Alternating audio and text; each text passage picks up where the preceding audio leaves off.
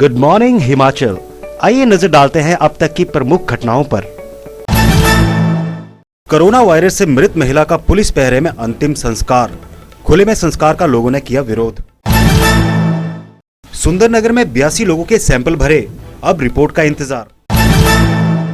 ज्वाली से ऊना भेजे 76 प्रवासी, थर्मल स्कैनिंग के साथ मास्क पहनाकर किए रवाना। अच्छा तो हम चलते हैं, और तालियों की गड़गड़ाहट से गूंज उठा कालका railway station. Pancharukhi railway station सुनसान, ट्रेन को देखने के लिए तरस गई आंखें। अब समाचार विस्तार से।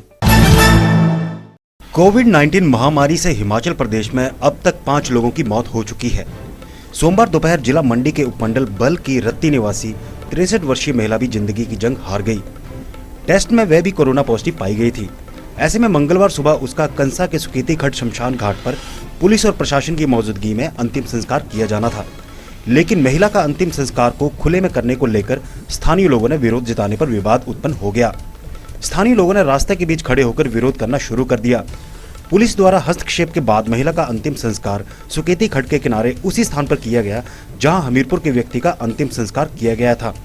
वहीं उपायुक्त मंडी ऋग्वेद ठाकुर का कहना है कि चिन्हित जगह पर ही कोरोना संक्रमण से हुई मौत के व्यक्तियों का अंतिम संस्कार किया जाएगा।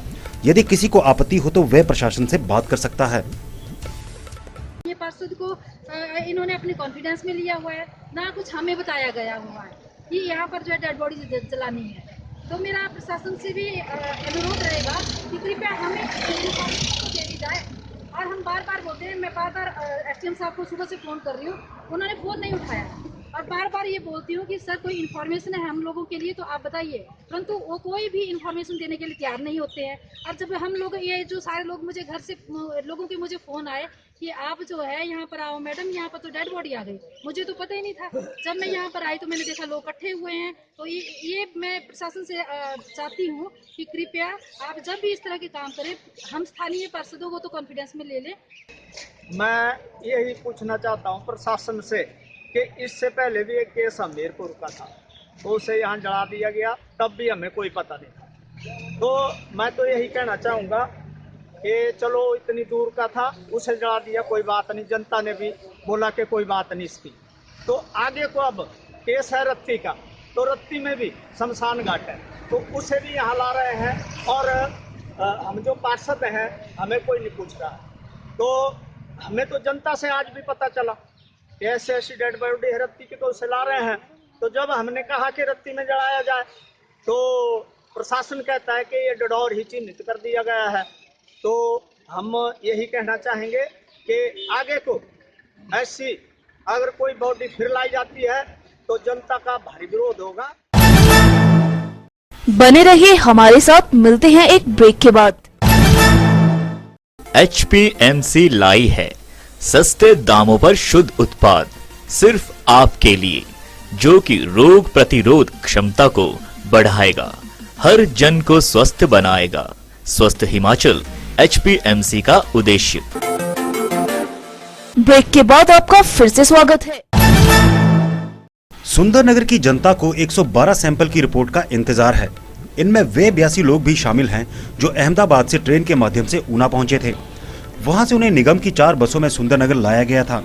उन्हें BSNL फॉर्म ट्रेनिंग सेंटर सहित एक अन्य निजी गेस्ट हाउस में संस्थागत क्वारंटीन किया गया है। सभी लोगों के सैंपल सेंटर में जाकर सिविल हॉस्पिटल सुंदरनगर की टीम के द्वारा लिए गए, जो कि जांच के लिए नेरचौक मेडिकल कॉलेज को भेजे गए हैं। इसके अलावा 30 सैंपल ग्रामीण क्षेत्रों में स्थापित संस्थागत सेंटर से भी लिए गए हैं। इनकी रिपोर्ट आना अभी बाकी है। कुल मिलाकर के सुंदरनगर से 112 लोगों के सैंपल भेजे गए हैं। एसडीएम सुंदरनगर राहुल चौहान का कहना है कि सेंटर में बाहरी राज्यों से रहने वाले लोगों की हर सुविधा का ख्याल रखा जा रहा है। एक ट्रेन गुजरात से हमारे लोगों को लेके यहाँ पर आई है, जिसमें मंडी के टोटल 82 लोग हैं, जिसमें से कि इनको अलग अलग जगह सुंदरनगर में ठहराया जा रहा है तथा इनके आज क्योंकि आज लेट हो गए इसलिए कल इनके सैंपल लिए जाएंगे तथा उसके बाद इनकी रिपोर्ट चेक की जाएंगी। उसके बाद 7 दिन के बाद इनके दोबारा से सैंपल लिए जाएंगे। उसके बाद अगर ये नेगेटिव पाए जाते हैं तो उसके बाद होम क्वारंटीन के लिए घर भेजे जाएंगे। कल 24 तारीख शाम को सुंदरनगर परिषद में हमारे कोई 83 लोग जो हैं वो अहमदाबाद से आए हैं और वो ट्रेन के माध्यम से ऊना पहुँचे और ऊना के बाद वो जो है 4 बसों में हमारे क्वारंटाइन सेंटरों में पहुंच गए हैं। आज उनके सैंपलिंग के चलते हुए हम लोगों ने 53 सैंपल उनके ले लिए हैं और जो रह जाएंगे वो आगामी दिन पे उनके सैंपल लिए जाएंगे। तो जो भी बाहर से आ रहे हैं उनके हम लोग कोशिश कर रहे हैं कि सबके सैंपलिंग हो और सैंपल का जो भी जैसे रिजल्ट आएगा उसके ऊपर उचित कार्रवाई की जाएगी। धन्यवाद। ज्वाली प्रशासन द्वारा लॉकडाउन के कारण पिछले 2 माह से ज्वाली में फंसे घुमंतू प्रवासियों को 2 बसों के माध्यम से ऊना रवाना किया गया, जहां से उन्हें उनके संबंधित राज्य को भेजा जाएगा। ज्वाली में तहसीलदार ज्वाली संतराम नागर की निगरानी में स्वास्थ्य विभाग की टीम द्वारा पहले घुमंतू प्रवासियों की थर्मल स्कैनिंग की गई। इसके उपरांत उन्हें रास्ते में खाने के लिए भोजन दिया गया। इसके बाद अग्निशमन विभाग ज्वाली की गाड़ी द्वारा बसों को सैनिटाइज किया गया तथा 76 घुमंतू प्रवासियों को मास्क देकर व सोशल डिस्टेंसिंग का पालन करते हुए रवाना किया। तहसीलदार ज्वाली संतराम नागर ने कहा कि ये लोग लॉकडाउन के कारण ज्वाली में फंस गए थे, जिन्हें सरकारी बसों के माध्यम से ऊना भेज दिया गया है। जिला सोलन से बड़ी संख्या में प्रवासी मजदूरों की घर वापसी का सिलसिला लगातार जारी है। इसी क्रम में सोमवार देर सायं हरियाणा राज्य के कालका रेलवे स्टेशन से एक और ट्रेन को रवाना किया गया। तालियों की गड़गड़ाहट के बीच ये ट्रेन कालका से धनबाद के लिए रवाना हुई। इसमें 829 लोगों को भेजा गया। अतिरिक्त उपायुक्त सोलन विवेक चंदेल ने हरी झंडी दिखाकर ट्रेन को रवाना किया।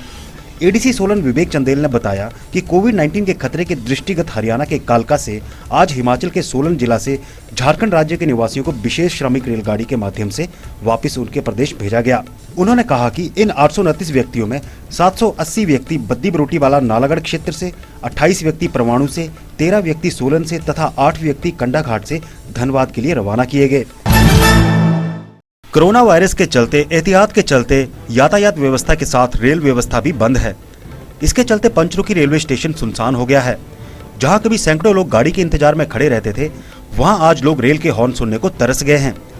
हालांकि गत दिनों पठानकोट जोगिंदरनगर रेल लाइन पर ट्रायल के तौर पर कुछ दूरी तक ट्रेन दौड़ाने से आस जगी है कि कांगड़ा वैली में जल्द ही ट्रेन फिर से दौड़ेगी। हवाई यात्रा शुरू होने से भी उम्मीद की किरण जगी है कि जल्द ही जीवन रफ्तार पकड़ेगा। उधर पंचरुखी व साथ लगते उपमंडलों में कोरोना पॉजिटिव मामले आने से बाजार सुनसान नजर आए। कम ही लोग घरों से निकले, जबकि कृषि विभाग पंचरुखी में धान का बीज खरीदने लोग उमड़ रहे हैं। तो यह था अभी तक का घटनाक्रम। बने रहिए दिव्य हिमाचल टीवी के साथ। शीघ्र मिलते हैं अगले कार्यक्रम आज दोपहर हिमाचल में।